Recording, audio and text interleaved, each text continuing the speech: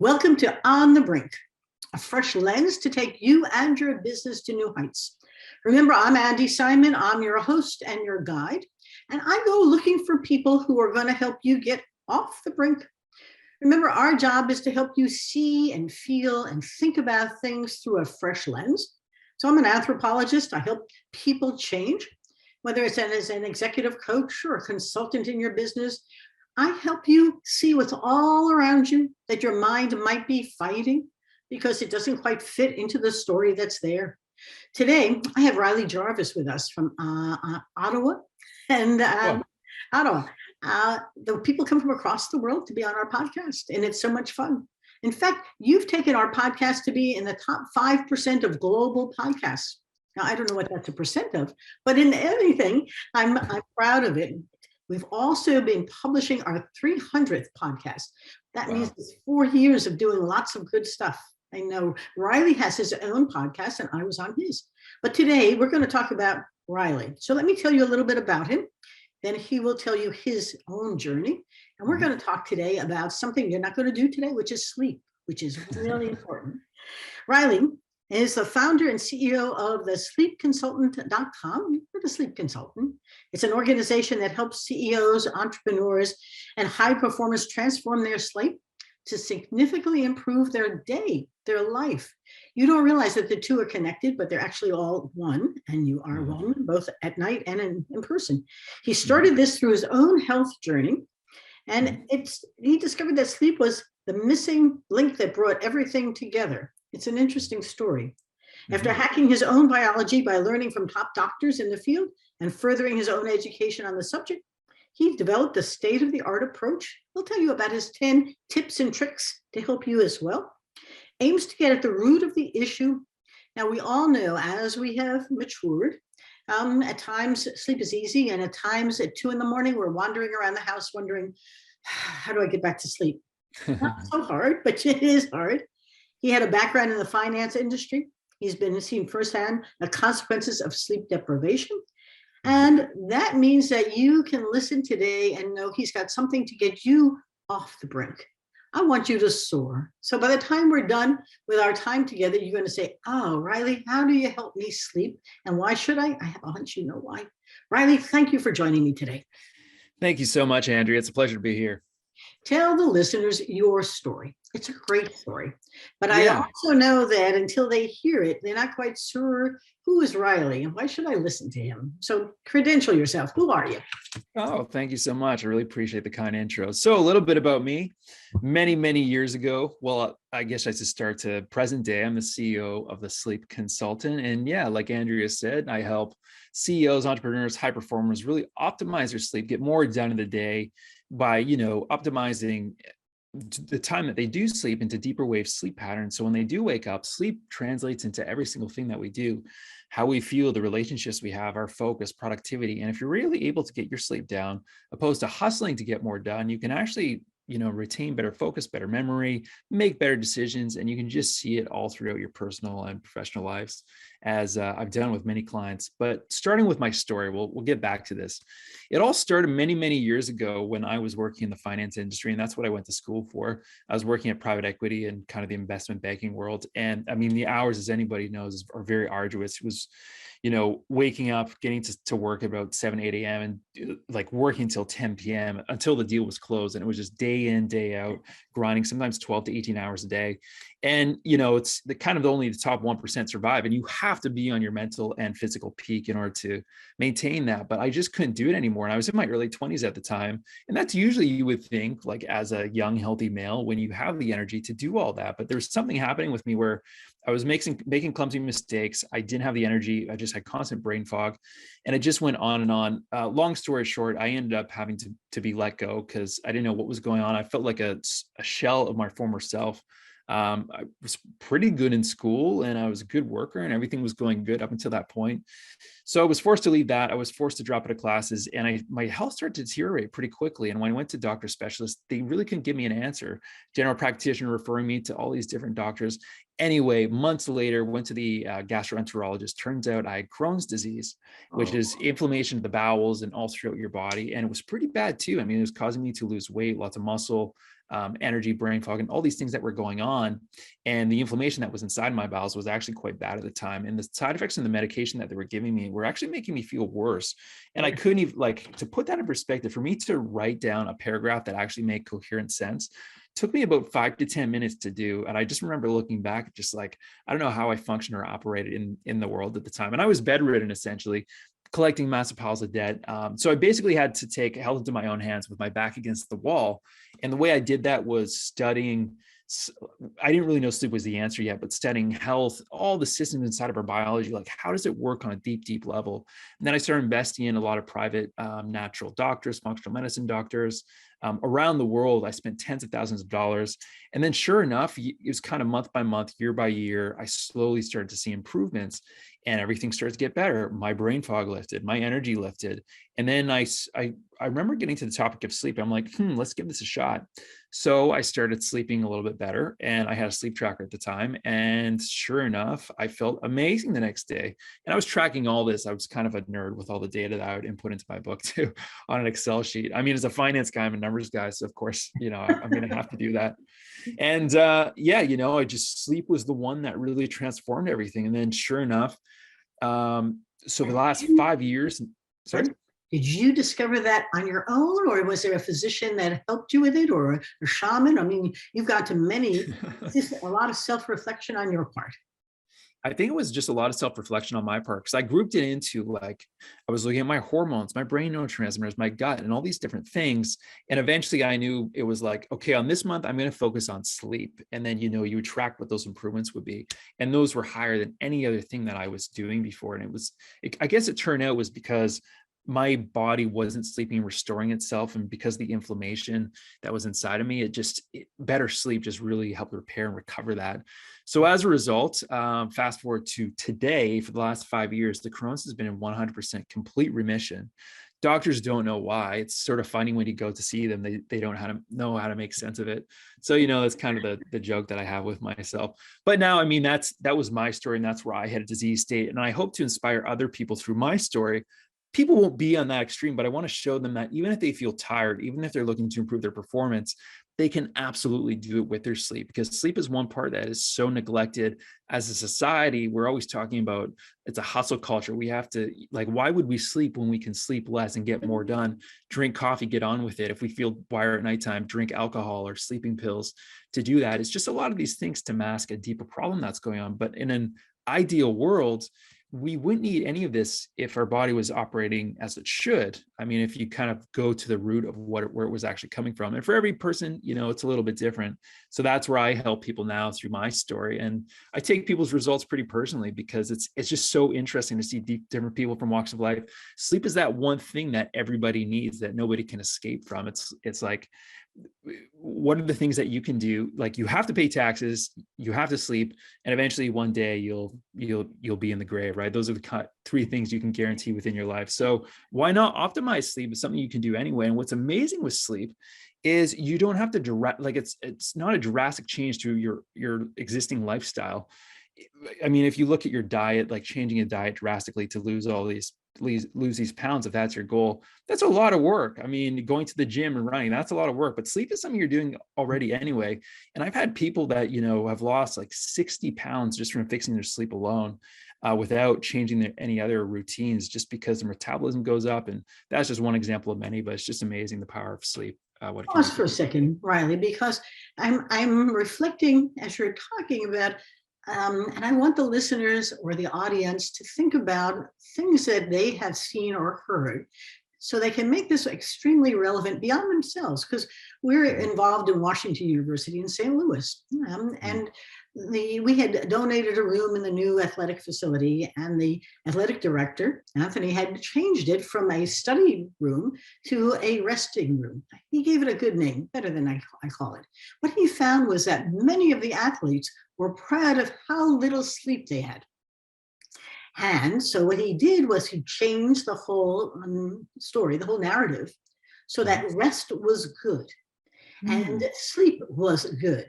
And he didn't want to hear about how little they had, because their performance, he also put in yoga, meditation, mindfulness, mind-body balance, and their performances all rose as they began to sleep. So just to add a Amazing. little, story Yeah. to your story, Yeah. it's around us in very awful ways because they were proud of it and celebrated how Yeah. little they could get by, as if this was stoic and wonderful, instead of this was killing them and was Yeah. hurting their performance. So your program, as it evolved, did it just come up, or you took some time? How much science is there here, and how much Riley is there here? That's a really good question. So yes, it did evolve over time. It's kind of a work in progress over the last 5 years because it started out helping people with sleep. It was just sort of local friends, and then it was their parents, and then friends of friends. And then I kind of got a local name for myself, but then it expanded nationally, and now it's worldwide, helping people virtually in group-based settings and one-on-one based settings. But it is a science, because I mean, it's really nice that I don't do all the work myself, and I can lean on science a little bit to kind of help people what to do after spending millions of dollars into scientific rigorous testing and everything. So that's one piece of it, but a lot of it is with myself too, on an applicable level, because yes, the science will tell you what you should do, but it's not always applicable to people's lives. And this is where you have to make it very easy for people. It's all about bite-sized pieces and making it fit into their model of the way they live their day-to-day life. Maybe they're so busy in the daytime with work, and after work they just don't have any hours in the day, and so it's like, okay, we'll just make the most amount of time that you have, like for any 5-10 minute pockets during your day. But other people will have more time, and sometimes those people get fast results, and that's okay too. It just all depends where people are at, so you have to meet them where they're at and then guide them along the way. And when you're working with them, is each person unique, or are there similarities and patterns that you begin to uncover? Or is it in their story? Is it in their I mean, we've all read about the habits before you go to sleep. Take that hot Yeah. bath. Don't get in front of the screen. You don't want blue screen. All kinds of how-dos. And I love to meditate before sleep. I find it really puts me into a deep sleep. And my sleep number bed tells me my heart rate variability goes way up, and I'm healthier when I meditate before sleep. What kinds of processes do you use? Which story do I use? What kind of processes? What kind of recommendations? How do you Yeah. define it? Is it unique, or are there patterns? Yeah, it's a really good question. So it's both, actually. So there's a lot of overlap in between. So there are patterns and processes I do with everybody, but it all starts with usually initial call with them telling me what they're going through, what their background is. And based on what they tell me, I'm sort of looking at everything under the hood of their biology, seeing like what's going on at a hormone level, what's happening inside of their brain, what's happening here. And then based on that, I'm going to custom tailor their protocol accordingly. I would say usually, about 50% of the program, regardless, when it comes to sleep, is common, like across the board. And then, the next 50%, we're going to custom tailor based on what somebody needs, how long have they been suffering for. Somebody who's, in their 20s and they're looking to really improve their productivity, maybe they want to build a business so they can travel the world, versus somebody who's in their 60s, 70s, their goal is longevity. And they want to live, as long as they can with the best well-being that they can achieve for years to come. And that goal is a little bit different. So that's where we'll, adjust things accordingly. As you and I had talked about, even my own situation, though, you were really interesting to me in terms of the way the brain needs sleep and what it does during sleep, and the ritual of what time you go to bed and when you wake up. Talk to us a little bit more about what's going on in your brain during that sleep time. Yeah, that's another very good question. So our brain is a very complex machine, especially when it comes to sleep. And the science really points, like they really know what's going on with our diet, what's happening inside of our body, and with the movement and exercise. We really have that down. But sleep is, to be honest, really in the infancy stages. And it's so interesting. Every day there's new science coming out about it. It's a really cool domain to be within. But in layman's terms, if I could simplify it for people, it would be this: is our brains run in 90-minute sleep cycles, and our brain will start from a light sleep. So you can think of, we go into something known as, there's alpha, and we go into delta and theta brainwaves. So we go deeper and deeper. And that's kind of like where you feel, that meditative state. And then we go to a light sleep where somebody could wake us up, but we're still sleeping. Then we go into the deep sleep and then REM sleep. And this is where we're getting that most amount of rejuvenation for our body and for our mind. Now, usually the first half of our sleep is repairing. It's majority deep sleep. So that's repairing our body. The second half of sleep is repairing our mind, because it's more REM sleep dominant. And during REM sleep, we're doing a lot of things. Our brain's consolidating memories the day before. It's trying to make sense of our world and reality. And that's why we dream so much, even though it makes no sense. It's just trying to make sense of like, how do we navigate to the next day in the best way possible? It's got a lot of like evolutionary adaptations as well and stuff like that. And what happens is when a lot of people wake up in the middle of the night, they don't get that full REM sleep. And sure, their body's repaired, but if somebody goes to bed at 10 p.m. and they wake up at 2, 3 a.m. and they can't get to sleep, or maybe they do, they're not going to get that quality REM sleep that they need for the next day for their mind to fully operate. And then what do you know? They're tired the next day and they need to go for coffee to, compensate for that. Well, now it's hard to get to sleep because you're stimulated. And, it's just the ongoing cycle for a lot of people too. The other thing to keep in mind is because our sleep cycles are 90 minutes, we usually want to wake up every 90-minute cycle. So we don't wake up in the middle of a deep sleep. Let's say, for example, 90 minutes, 3 hours, 4.5, 6 hours, 7.5 hours. A lot of people think like 8 hours is a sweet spot, which it is. I mean, it's very good if we can get that over 5 hours, but the sleep usually 7.5 is better than 8 for most people, but it depends. I mean, this is where self-experimentation comes in. But from a simplistic point of view, that's what I'd say. What's interesting about what you're saying is, what do we do to control that? Yeah. It's hard enough to control a new diet or a new exercise plan, but a new sleep pattern where every 90 minutes and then I want to go 7.5 hours, is it in my control, out of my control? What's the methodology for giving us more control over it? Help us. There's many things you can do. So what that really comes down to is all about the evening routine. A lot of the time when we wake up in the middle of the night, it's because of a few things. One, it's either cortisol spikes, so our stress hormones will start to come up. The root cause of this, it could be a nightmare that we were having. It could be something inside of it. There's a lot of inflammation, or brain neurotransmitters are just firing. We're thinking too much. Could be a myriad of things. And that's where, working with somebody, getting to the root cause of what that might be. But just general low-hanging fruit, I think now would be a good time. We can run through some of the top 10 things that people can implement to having better sleep throughout the night, so they can minimize those interruptions and get to sleep faster and wake up more rejuvenated. Sound good? Yeah, tell us about the top 10 things. And I have a hunch when we're done, Riley's also going to tell you how you can get a hold of him in his top 10 things. But give me the top 10 things. I'm looking forward to hearing you. All right, let's go. So number one, we want to find out what our sleep animal sign is. And what that means is we are genetically wired to either be a morning person, a night person, maybe a combination of them all. And ideally, the best way to figure this out is by doing a genetic test. And this is one thing that I do run with my clients. But if you go to www.thepowerofwhenquiz.com, it's actually a questionnaire that you can answer and kind of get an idea, like, are you more morning or are you more nighttime? Because what we'd want to do is match what our chronobiology genetics are with our external sleep environments, because a lot of people, they stay up late, but they're actually genetically wired to be a morning person.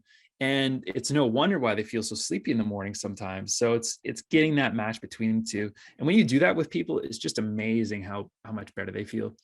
Moving on to number two, we want to have no caffeine after 2 p.m. and 11 a.m. if you're sensitive. I won't go into the details too much on that, but that's a big one because, caffeine can stay inside of us for up to 14 hours. Now, let me emphasize that means no Coke, no chocolate, not just coffee and tea. Years and years ago, I was running a bank and I had a secretary who filled my cup up all day long. And so I couldn't go to sleep at night. I couldn't wake up in the morning. And then I went cold turkey for a week of headaches. And I haven't had caffeine since. But I mean, wow. You don't realize how many ways caffeine, and some people like to stimulate and others don't. So that's a good number two. Number three. Number three, we want to reduce blue light exposure 2 hours before bedtime. Recent study came out of infants who were exposed to 1 hour blue light prior to bed, reduced their melatonin by 99%. Now, I could tell you adults is probably very similar to that. So melatonin is our sleep hormone that you need to stay asleep, fall asleep, and everything with that. So just be careful. You can also wear blue light blocking glasses. Check it out on Amazon. Swanwick glasses are also another great option to use as well. What is blue light? Let's be clear. Blue light is? Blue light is a light frequency. So the light comes in many different light frequencies. We have red light, we have blue light, and it's based on a different spectrum. And different light wavelengths are more stimulatory than others. Blue light happens to be on the far end of the extreme. That is very stimulatory for our body and our brain. So it's good in the morning, like when we go outside and we get the sun coming through from the blue light there, we feel energized, ready to go. But at nighttime, we don't want that too much. We want more of that red light form. And that's why when you see a lot of these blue light blocking glasses, they're tinted red because it stops that blue light from coming into your eyes as much as possible. And is that from your computer screen or from anywhere? Great question. So it's from your computer screen. It could be from your phone. It could be from the lights around in your house. It could also be while you're asleep as well. Any cable boxes, clocks, fans, because even when our eyes are closed, we actually have light receptors around our eyes that can detect any forms of light. So in an ideal world, this is a little unrealistic for some people, but it would be so dark where we couldn't see our hand in front of us. And that's what we want to aim for, but do the best that you can. Put on those masks that I have that I don't wear often. Yeah, Please go take continue. it. This is fun. All right, let's go on to number 4. This one's pretty self-explanatory. We want to sleep in a cool bedroom environment. So Fahrenheit, that's about 67 to about 70 degrees Fahrenheit. Celsius, about 18 to 20 degrees, or below if we can. And the reason is our bodies sleep best in just a cool temperature. In a 24-hour period, it's coolest around 2-3 a.m. So we want our environment that's conducive to that. I must confess, though, when it's -1 out, as it has been here in Ottawa, and I open my window a little bit to let that cool air, and it feels wonderful for a while. I'm not quite sure how cool I want it, but I agree with you because I sleep much better when it's cool. I prefer the air to come in. So that's why I hate hotels. You can't let any air in. It's an awful place to I know, that's just it. But the other thing is when it's cool like that, especially in the wintertime where me and you are, is it's hard to get out of bed in the morning because it's warm on your sheets, but outside it's very difficult and cold, especially if we have to get up to go to work first thing. Yes, please continue. Number 5 is we want to just completely black out our bedroom as much as possible. So this just goes into what I was saying before. TVs, cable boxes, fans, anything that's producing light inside of your bedroom, just try, you can put, duct tape over it, whatever you want to come up with. That can just really help you, throughout the nighttime to not wake up. Number 6, we do not want to eat any heavy meals, about 3 to 4 hours prior to bedtime. And the reason is because we eat a heavy meal, a lot of that, our body resources will be digesting that food instead of repairing our body when we need it to. It can cause, blood sugar spikes and drops. And our body just wants to stay in like the safe zone. It doesn't want to go too high or too low. And that's what's really important there. So if you can do that, that's really good. So if you're going to bed by, 10 p.m., having your last meal, maybe 5-6 o'clock, that would be a good sweet spot. Any longer, people may notice that they don't sleep that well. So if you are eating later, close to bed, try reducing the hours or increasing the hours prior to sleep, and you should notice a difference. Number 7, along the same lines, we don't want to do any intense exercise 4 to 5 hours prior to sleep. And this goes because it increases our stimulatory hormones, cortisol, and everything else that goes along with it, increases our body temperature. So you can go for a walk at nighttime, that's great. But any intense exercise, lifting weights, a lot of the people that I work with are, high performing, high achievers who's looking to gain a ton of muscle, and working out in the evening at nighttime isn't really necessarily for all of them and impacts their sleep directly. So, saving it for the afternoon is a good place to do it as well. Number 8, this is one of the most interesting ones, is a lot of people think that that good sleep is all about the evening routine, but equally, it's also about the morning routine. And it's because we need to train our body to know when just naturally is it time to wake up and when naturally is it time to go to bed. And if we can get the morning routine down, what we'll find is we'll just naturally start getting tired in the evening when we're supposed to, that our body is supposed to get tired. And what that causes for us to wake up with an abundance of energy. It's not an overnight process, but the way we do it is when we first wake up, within the first hour, I would say, is we go for a walk outside and expose your eyes to the sun. Don't wear sunglasses for about 15-20 minutes. It's a great place to start. Where I am, and there's not too much sun, what we want to do is you can buy, on Amazon, there's something known as Lumi lights. They have 10,000 lux. That's just the light meter that comes into your eyes, and that can really help too if you just do that 20-30 minutes in the morning.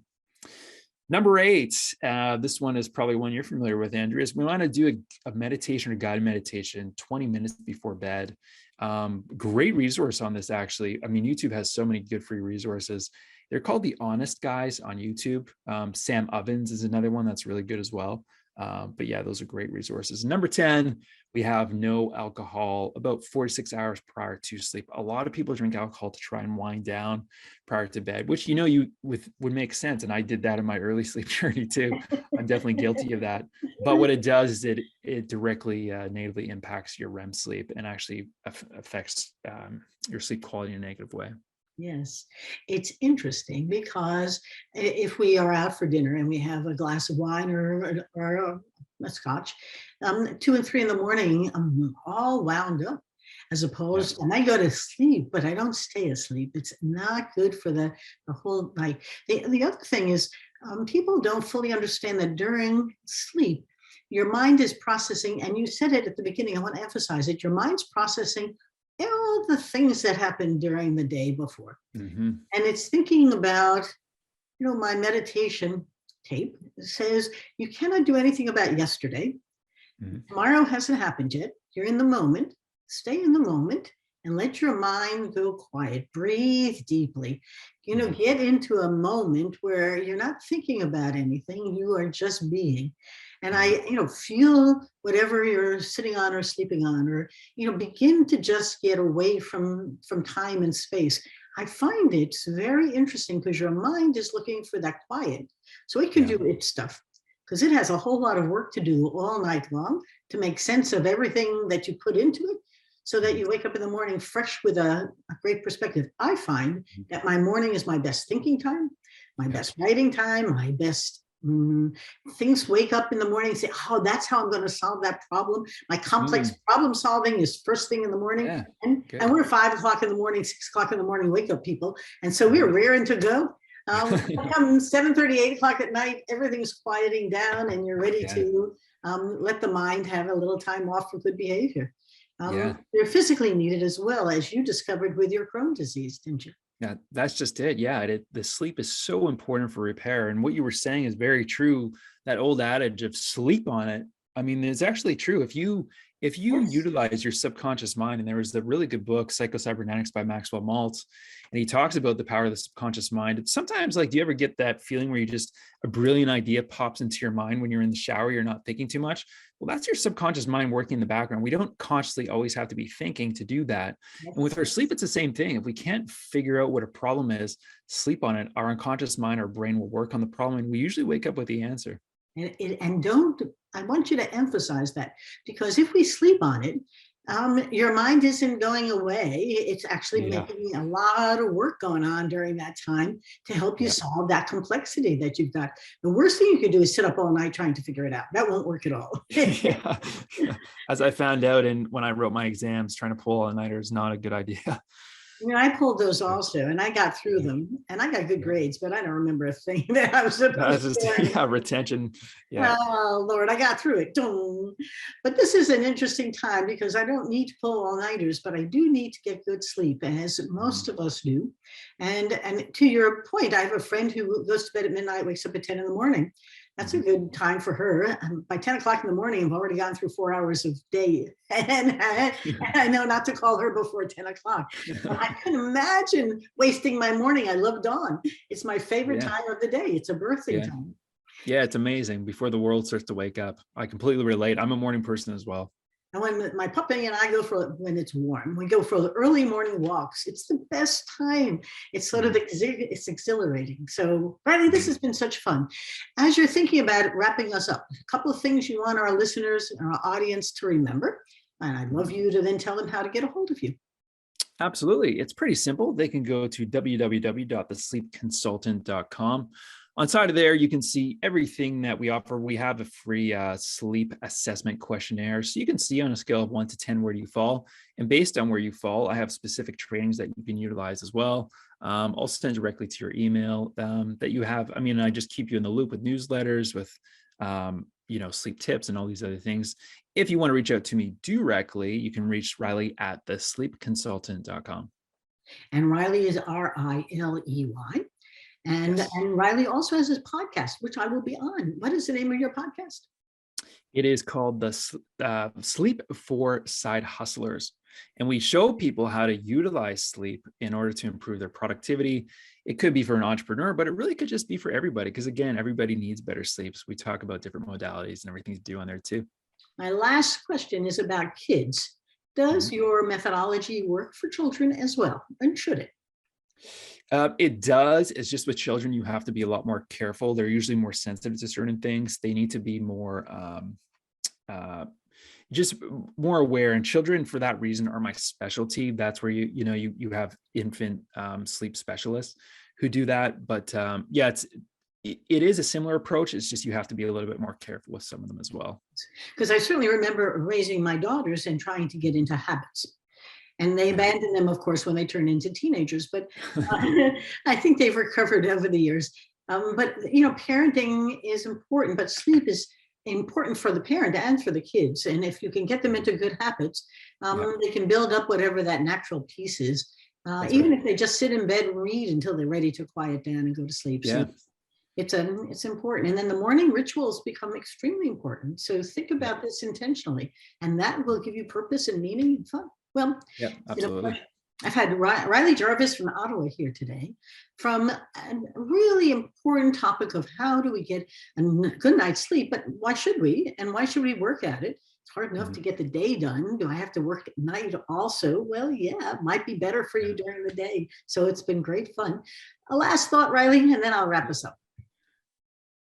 Last thought for me would be, so if I were to give 3 quick top points for people to utilize throughout their day, the first one would be obviously sleep. We don't want to think about hustle in order to get ahead. We want to think, let's improve our biology first through better sleep. And then through that, we'll be able to experience life in a much more effortless way, better relationships. We can focus more, and that just manifests into whatever, material outcomes we want in our lives. Maybe it's more money, maybe it's better relationship with our kids, becoming a better leader in the workplace. So that would be one. We want to think about that instead of pushing to get ahead, drinking more coffee to get ahead. That's one of it. The second one is we want to be very intentional with the hours that we have to us in the day. It's all about energy management and output. So once we figure out if we're more of a morning or a nighttime person, we really want to optimize. Like you said, I get the best work done first thing in the morning. So we call them the morning lark. They usually get their best work done, that requires the most cognitive heavy tasks between 10 a.m. and 12 p.m. And then, as the day goes on, we want to save just maybe it's just general meetings for stuff like that.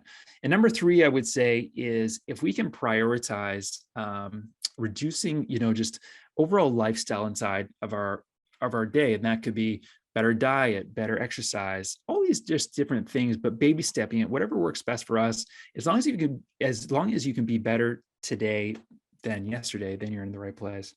Well, and I do think you have to measure and monitor and give it a way of calibrating that there's progress going on. If not, the habits will take over and take you back to where you didn't want to be. And the new will have a hard time getting embedded into new habits. And sleep isn't casual. It's real important. So thank you for today. It's a great conversation. Thank you so much, Andrew. A pleasure. Let me wrap up for all our listeners. Thank you. Remember, info@andisimon.com is where you can send us your ideas. We get tips and tricks from across the globe, new people to speak to, and I always enjoy bringing them to you. My job is to get you off the brink. Remember, my books, both of them are available at Amazon, Barnes & Noble, and your local booksellers. And Rethink is going gangbusters, so thank you for all of that support. Rethink, Smashing the Myths of Women in Business, is all about women who smash those myths, and they are doing extremely well. It's a year gone now, and I am excited to celebrate 1 year celebration, a year, and it's just cool. I'll see you next week. It's been fun. Take care. Goodbye, Riley. Thank you again. Bye, Andrew.